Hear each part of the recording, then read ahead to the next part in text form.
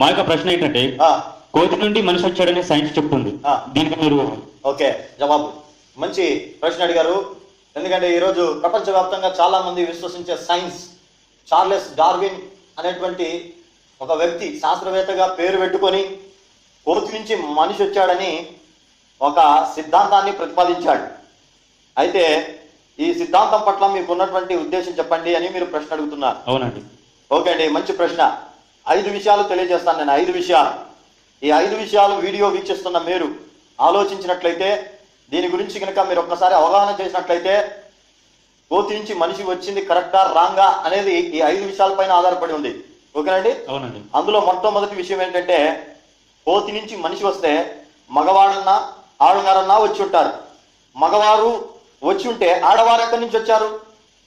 అవును బ్రదర్. ఆడవారు వచ్చింటే మగవారు ఎక్కడి నుంచి వచ్చి ఉండొచ్చు?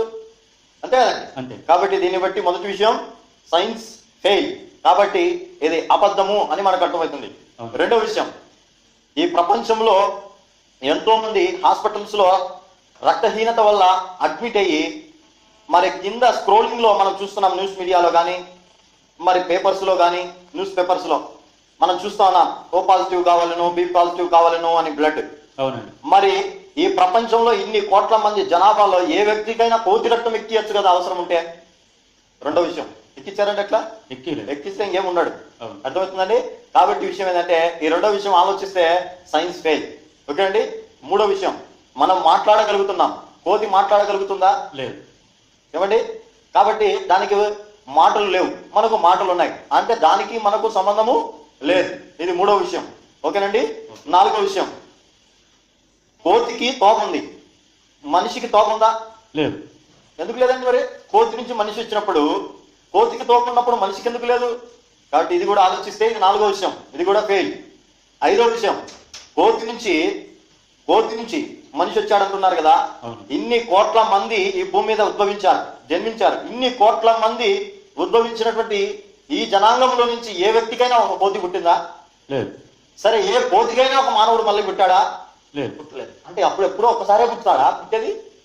అర్థమవుతుందండి. ఇది ఐదో విషయం. ఈ 5 విషయాలు కనుక ఆలోచిస్తే సైన్స్ ఫెయిల్ అని మనకు అర్థమవుతుంది.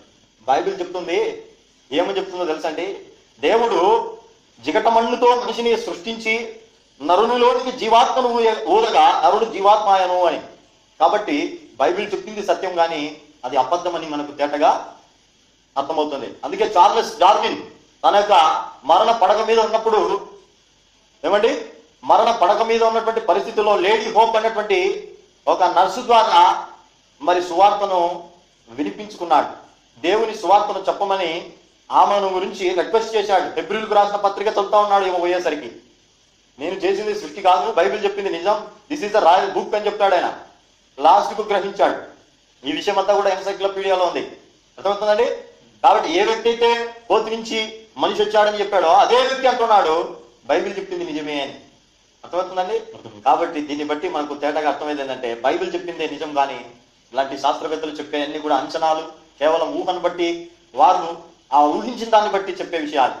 దాన్ని బట్టి ఏ వ్యక్తి ఏదో ఒకటి లేదు చెప్తేనే కదా శాస్త్రవేత్త అని పేరు వచ్చేది. అంతే కదండి. లేదు చెప్తేనే శాస్త్రవేత్త. కాబట్టి ఆయన ఏదో చెప్పాలనుకున్నాడు, చెప్పాడు. నిజంగా చెప్పాలంటే అది రాంగ్ అనేటువంటి విషయాన్ని కూడా జ్ఞాపకం పెట్టుకోవాలి. ఇదండి. అర్థమవుతుందండి. ఈ 5 విషయాలు ఆలోచిస్తే ఎవరైనా సరే, ప్రియ దేవుని బిడ్డలారా, మీరు సత్యాన్ని గ్రహిస్తారు. బైబిల్ చెప్పింది నిజం.